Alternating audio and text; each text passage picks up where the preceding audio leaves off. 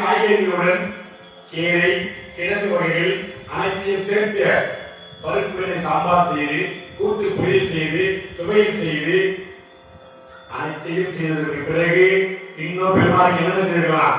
ரசம், ரசமுடனே தயிர் மோரும் சேர்த்து பாயாசம். அதுலயே பெருமாளுக்கு பிடித்த பாயாசம் எது பார்த்தீங்கன்னா, நம்ம வீட்டுல விழா கொண்டாடுறோம், வடை பாயாசத்தோட நீங்க பெருமாளுக்கு படைச்சிட்டுமா சொல்றோம். என்ன செய்ய பாயாசம்?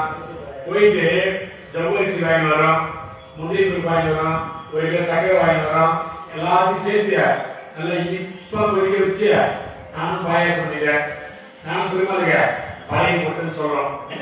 அது பிடிக்குமானா பெருமாளுக்கு அதே பிடிக்காத பாயாசம்.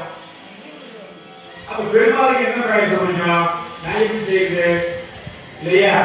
பழுத்தம் பருப்பை கொண்டு வந்து அந்த பழுத்தம் பருப்பை நல்லா வேக வைத்து அதிலே வெள்ளத்தை நுணுக்கி போட்டு அதற்கு பிறகு முந்திரி ஏலக்காய் திராட்சை சொல்லக்கூடிய வகைகளை நெய்யிலை உருக்கி அதை ஊற்றி செஞ்சோம்னா அந்த பருப்பு பாயாசம் தான் பெருமாளுக்கு ரொம்ப ரொம்ப பிரியமா.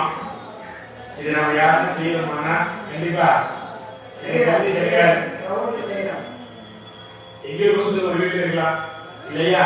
இப்படி ரசமுடன் தீமோரும் பாயாசமும் சேர்த்து இப்ப என்ன மாதிரி பெருமாள் தொண்டை கட்டிக்க கூடாது, நல்லா கண்ணீர் இருக்கணும்னா என்ன பண்ணலாம்? பெருமாள் குடிப்பதற்கு வெந்நீரம், என்ன நீங்க வெந்நீரையும் சேர்த்து இது மட்டும் கொடுத்தா போறாதுன்னு பல வகைகளை பரிமாறலாம்.